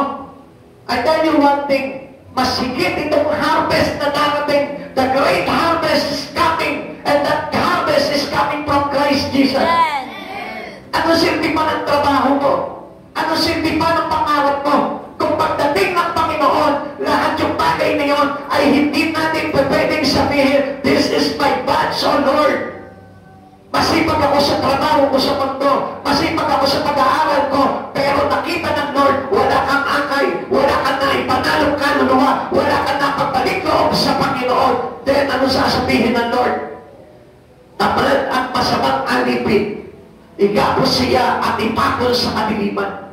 Kapatid sa Panginoon, this is the reality. Amen. That are waiting for every Christian today when Jesus is coming. Malapit na dumating ang Lord. Malapit na. Until now, hindi mo pa rin alam kung anong purpose ng buhay mo. Until now, hindi mo pa rin alam kung ano talaga ang buhay mo ba ay kung kanino. Mag-isip ka sa oras nito. Isipin mo kung tama yung ginagawa mo. Isipin mo kung mapapakinabangan mo lahat ng mga pinagpapagalan mo ngayon sa mundong ito. O baka naman masayang lamang yan at makita mo na yung iyong pinapahalagahan para sa mundong ito ay ang value pagdating ng araw. Dahil ang bagay na mahalaga ay yung mga bagay na ginagawa mo na pagliligtas sa mga kaluluwa. Mag-isip ka mabuti, kapatid sa Panginoon, if you are true Christian. Gusto ko malaman mo at gusto ko mag-isip mo. Ano silbi kung bakit ka nandito ngayon? Just to save your own. Just to grant your prayer with God. Just to be blessed. That's all wrong. Hindi yun ang katotohanan kung bakit ka nandito. Dapat kung bakit ka humaharap at tumanapit sa Panginoon dahil gusto mo na magamit ang buhay mo ni Kristo Jesus. Dahil gusto mo na makapagligtas ka ng maraming kaluluwa katulad ng pagliligtas sa iyo ni Hesus Kristo. If you still have the Holy Spirit in you, kasi sana itong oras nito, dinadago ka na yung dibdib mo. Nahihiya ka na sana sa Panginoon at sinasabi mo, Lord, until now, tumatanda na ako, pero wala pa akong nagagawa sa iyo. Until now, yung aking desire sa mga bagay pa rin na makasanlibutan, which is, sinasabi ng Lord sa atin na huwag tayo mamalig sa mga bagay na makasanlibutan. Hindi mo ba naiisip sa oras nito kung anong halaga ng buhay? Ang halaga ng buhay, hindi yung kayamanan ng mundo. Ang halaga ng buhay, yung kaluluwa mo. Kahit mahirap ka, kung meron kang Hesus Kristo na pinaglilingkuran at the very moment, gusto kong malaman mo, pagdating ng araw, mayaman ka. Sapagkat ang sabi ng Lord, sila nag-aangala na mayaman. Ngunit duhamala sa paningin ng ating Panginoon. Kaya nga, magalak ka kung sa mga oras na ito ay nakakapag-ani ka, nakakapagtanim ka, nakakapagpanalo ka ng mga kaluluwa. Magalak ka sapagkat you will be rewarded soon when Jesus comes. Yun ang kagalakan ng isang Kristiyano. Hindi yung yumaman. Kung totoo ang Kristiyano, hindi yung pagyaman ang kagalakan mo. Hindi yung pagpapala sa trabaho. Hindi yung pagpapala sa negosyo. Hindi yung pag-unlad ng kabuhayan. Kundi ang kagalakan ng isang totoong Kristiyano kay Kristo. Yung meron siyang naipapanalong kaluluwa para kay Hesus Kristo. Yung meron bunga lahat ng kanyang pinagpapagalan sa pakikinig ng salita ng Diyos. Ito yung pinakamahalaga. These are the precious things that we can ever have in our life. Is to gather more soul. Yung anihin mo yung kamag-anak mo, yung anihin mo yung mga kaklase mo, yung anihin mo yung mga yung kapitbahay mo, yung anihin mo yung mga kaibigan mo na mailapit mo sa Panginoon. Ito tayo susukatin ng Panginoon ay dahil kung sa mga oras na ikaw mga kapatid sa Panginoon, ilang taon ka na sa Lord, pero until now, wala ka pang nadadala sa Panginoon, mayroong mali. May mali. Mayroong mali. Malaki ang mali. Sapagkat ang isang totoong tao na talagang tumatapit sa Panginoon, tumanggap kay Hesus Kristo at naligtas, nagliligtas din niya. What is the purpose of your life today? Ano ang layunin na ngayon ng buhay mo nung niligtas ka ni Jesus? Isa lang yan. Pagligtas niya. Kung niligtas ka ni Jesus, ligtas ka rin. Kung pagkatapos ng pagniligtas mo, hindi mo ginawa ito sa iba, I tell you, pwedeng mawala yung kaligtasan. Because every Christian in Christ are not selfish. Walang Kristiyano na sakit. Walang Kristiyano na makasakit eh. Ang mga Kristiyano is a giver. Ano yung binibigay niya? Ano yung tinatanggit niya? Giver of life. Because Jesus is the bread of life. Siya yung hininga ng buhay. Siya yung pagkain ng buhay. And you must be like Jesus. To give life to others, to give life to your friend, to give life to your family. This is now our purpose in life. Nagpapagaling tayo sa mga aral sa Panginoon, pero hindi naman natin ginagamit ito para makapagbigay buhay sa iba. Nagpapakadalubhasa tayo sa pag-a-analyze ng Biblia, pero hindi naman maging sanhi ng buhay para sa ating mga kapatid. Now tell me, anong silbi ng salita ng Diyos na iyong naunawaan kung hindi ito pagbibigay ng buhay para sa iba? Kapatid, kaya nga iniwanan ni Jesus sa atin ito. Noong araw ng Old Testament, hindi binubuksan ng Bible. Sinabi niya kay Daniel, huwag mo munang ipakuklat yan, isarado mo muna yan. Sapagkat marami ang pagsasaliksik. Ito na nga po, marami ang nagsaliksik, pero iilan lamang yan nagkaroon ng interes na ipabuhay at gawin buhay sa iba. Sa marami ang salita ng Diyos.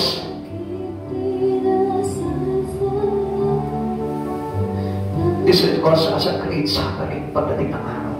At gusto ko na maintindihan niyo po yan. Matapos makarinig ka ng salita at maunawaan ito at nagligay sa iyo ng buhay na walang hanggan, I tell you, dapat ilakad mo na ito at pag-gustin ito ng buhay na walang hanggan sa iba. Tayo mo na, please tayo. Open your heart to God. Buksan mo yung puso mo sa Panginoon para maintindihan mo itong mga bagay dito. Dalangin ko sa Panginoon na isa man na narito ngayon ay hindi religion lamang, kundi dapat may relasyon at matinding ugnayan na kay Kristo Jesus. You are not Christian by talking. You are Christian by doing.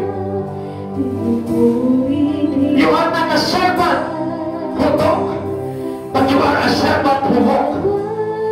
Kapatid sa Panginoon, kung totoo ka naglilingkod sa Panginoon, gamitin mo ang buhay mo para sa kalwalatian ng ating Panginoon. Gamitin mo ang buhay mo para sa kaligtasan ng iba.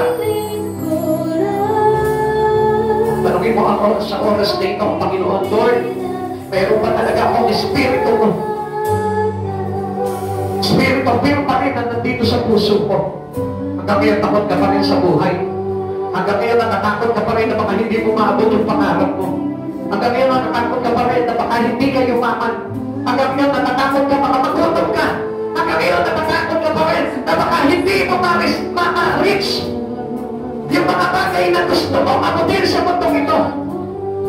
Pero ang totoo, kinatakutan mo ba na mawala ka kay Yesu Cristo? Kinatakutan mo ba na hindi magamit ng Diyos ang buhay mo? Mga kapatid sa Panginoon, dami ko nakikita masyado mahusay, magaling sa salita ng Diyos. Pero kapag pinagmasdan ko, sinuri ko ang kanilang pamumuhay, halos hindi ko makita yung manifestation talaga nung tinatawag na soul winner. Kapatid sa Panginoon, ito ang kailangan po ng bawat isa sa atin. Kailangan na maging soul winner ka. Sapagkat we need to be one of Christ Jesus in His reaching plan. Asan ka na ngayon, kapatid? Asan ka na ngayon, mga pinamahal sa ating Panginoon? Ano lang ginagawa mo ngayon? Until now, you are Christian in home. You are Christian sitting on your laurel. You are Christian on your nest. You are Christian in your comfort zone. Break it. If you have received the Holy Spirit, sa oras na ito, magiging katulad ka ng mga alagad. Naging matapag sa paghahayo. Naging mataya ka sa paghahayag ng salita ng Diyos.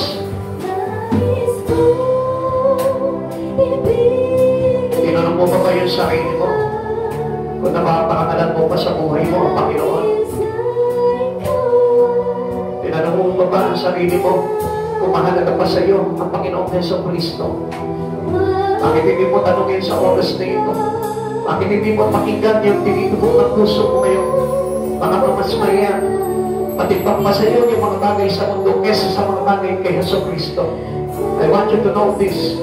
Gusto kang gamitin ng Panginoon, every one of us. Walang sino man, isa man dito sa lugar na ito, dito ngayon, na hindi magagamit ng Panginoon. God must really wanted to equip you. Gusto ng Diyos na gamitin ka. And that was the truth. At kung magagamit mo lamang ang buhay mo, magkakaroon ka ng kasiguraduhan na pagdating ng ating Panginoon, you belong to the great harvest in Christ Jesus.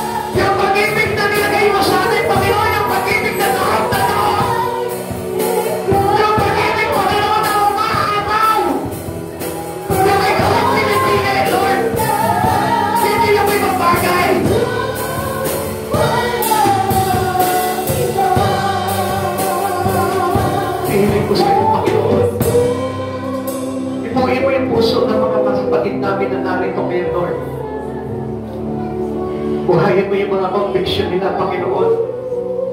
Isa na kala namin, Panginoon, may conviction pa kami. Dahil yung conviction, Panginoon, yung nagtutulak sa amin para gawin namin yung mga bagay na nais mo, God. At hindi kami mapipigilan, Panginoon, sa mga bagay na yan. Subalit hindi po ba nakikita pag napapansin, Panginoon, na marami na po mga Kristiyano ngayon, Lord. Halos ayaw na sumunod. Halos ayaw na ibigay yung kanilang buhay para sa iyo. Panginoon, tulungan mo po kami, Lord. Ibalik mo, Panginoon, yung mga malambot na puso. Yun naman po ang sabi mo, Lord. Yung mga masuwayin namin puso, papalitan mo, Panginoon, na masunurin puso. Palitan mo, Panginoon, yung mga masuwayin namin puso. Matigas na puso na ayaw sumunod sa iyo, Lord. Nabibigig na namin, Panginoon, yung mga sinasabi mo, Panginoon. Subalit, pinapaniwala pa rin namin, O God. Ang sabi mo sa iyong propeta, Lord, darating ang araw, Lord, maghahanap sila sa iyo. Subalit, hindi na nila sila masusumpungan. Hindi ka na nila masusumpungan, Panginoon. Maghanap man sila na maghanap. Wala na sila maririnig, Panginoon. Panginoon Jesus, turuan mo po kami, Panginoon. At sa oras na ito, Panginoon, Lord, hanapin ka na namin, O God. Ganapin na po namin, Panginoon, kung ano yung mga nais magbalak mo para sa amin, Lord. Gamitin mo po ang aming buhay, Panginoon. Lord, tanggalin mo ang takot namin, Panginoon, sa mga bagay-bagay. Yung takot na maapektuhan, Panginoon, yung aming mga trabaho. Yung takot na maapektuhan yung aming pag-aaral. Yung takot na maapektuhan yung aming mga pamilya. Yung takot, Panginoon, na mapulaan kami ng iba. Yung takot, Panginoon, na i-reject kami sa pagpapahayag ng iyong salita.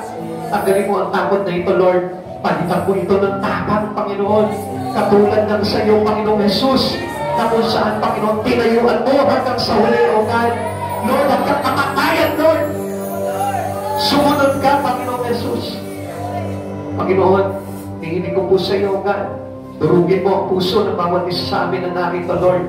Walang lingkod mo, Panginoon, na mananatiling matigas ang puso. Walang karamahan na narito ngayon, Panginoon, na mananatili sa katigasan ng kanilang mga puso at ulo, Panginoon. Walang mga nanay, walang mga tatay na narito ngayon, Lord, na hindi magpapaunlak ng kanilang puso, Panginoon, sa pagtugon sa iyo, O God. At hayaan mo sa oras dito, Panginoon, Lord, ipaubaya ko po sila sa iyo, O God. Ipaubaya namin sa iyo, Panginoon, ang aming mga buhay, O God. Kung ano yung nararapat, gawin mo sa aming buhay, O Lord. Upang maging pakinabang kami sa iyong kalwalatian pagdating ng araw at pagdating ng great harvest, O Lord. Lord, sasama mo kami, Panginoon, sa lahat ng mga iyong iipunin, Panginoon, sa alapahan, O God. Upang salubungin ka, Panginoon, at magkaroon ng buhay na walang hanggan, Panginoon Jesus. Panginoon, ito yung pinakatakilang araw na hinihintay ng iyong mga anak, O God. Yung ikaw, O Diyos, ay makasama namin sa iyong kaharian, O God. Panginoon, ibigay mo po sa amin, Panginoon, ang kahalagahan nito, O Lord. At ayaw mo makita ng bawat isa, Panginoon, na walang saysay ang lahat ng mga pinagpapagalan namin dito sa lupa, Panginoon. Kung hindi namin pagpapagalan, Panginoon, yung mga bagay na magdudulot sa amin ng kayamanan ng panangin, O God. Panginoon, maraming salamat po, Lord. Patuloy po na hinihiling ko, Panginoon, na buksan mo po, Panginoon, ang aming mga espiritu, O God, upang maunawaan namin, Panginoon, ang halaga ng iyong salita, O God, at upang makita namin, Panginoon, na ikaw pala talaga, Panginoon, ang kailangan namin sa buhay na ito, Lord, hindi ang mga bagay sa mundong ito, O God. Ilagay mo po sa puso namin ang mga bagay na ito, Lord, at huwag mo pong aalisin sa amin, Panginoon, yung great conviction, Panginoon, upang nang sa ganun, Lord, makumbig pa rin kami, Panginoon, Lord, sa mga bagay na aming ginagawang pagmamatigas, sa aming hindi pagsunod, Lord. Lord, magbagamag pa rin po, Panginoon, ang aming mga espiritu, O Lord, upang nang sa ganun magpag-repent pa rin kami sa iyo, Panginoon, sa pagkatalam namin, O God, yung mga unrepented things, Panginoon, na hindi namin, Panginoon, may sasapit sa iyo, Panginoon, Lord, magiging bunga ito, Panginoon, ng hindi namin pagkaligtas, O God. Panginoon Jesus, maraming salamat po sa oras nito, Lord. At hayaan mo, Panginoon, ay panalangin ko lahat ng narito ngayon, Panginoon. Lord, hayaan mo na i-bless mo sila, Panginoon, sa bukas na espiritu na nanggagaling sa iyo, Lord. Lord, inihiling ko sa iyo, Panginoon, hindi muna sa material na bagay, Panginoon, kundi sa pagpapala mo ng espiritual, O God, sapagkat ikaw mismo, Panginoon, na nagsabi, O God, hangad mo muna ang kaligtasan bago ang mga pagpapala sa mundong ito, O God.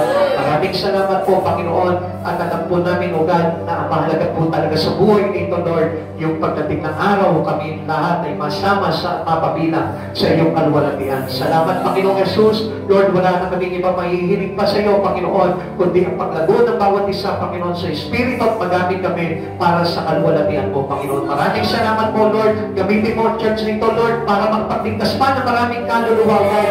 Gamitin mo lahat ng mga magkagawa ng church nito, Lord. Lagyan mo ng kasipagan, lagyan mo ng katsagaan at kaalaman, Panginoon, sa Espiritu mo, Panginoon, upang sa ganoon ang buhay nila, Panginoon, ay magamit sa pagliligtas ng maraming kaluluwa sa mundong ito, Lord. Maraming salamat po, Panginoon. Ito po yung pinaka-greater desire ng bawat Kristiyano, Panginoon, yung mapaglingkuran ka hanggang wakas, Panginoon. Maraming salamat po, Panginoong Jesus. Sa iyo po namin muli ibinabalikan lahat ng kapurihan karangalan. To God be the highest glory in Jesus' name. Amen and amen. God bless you.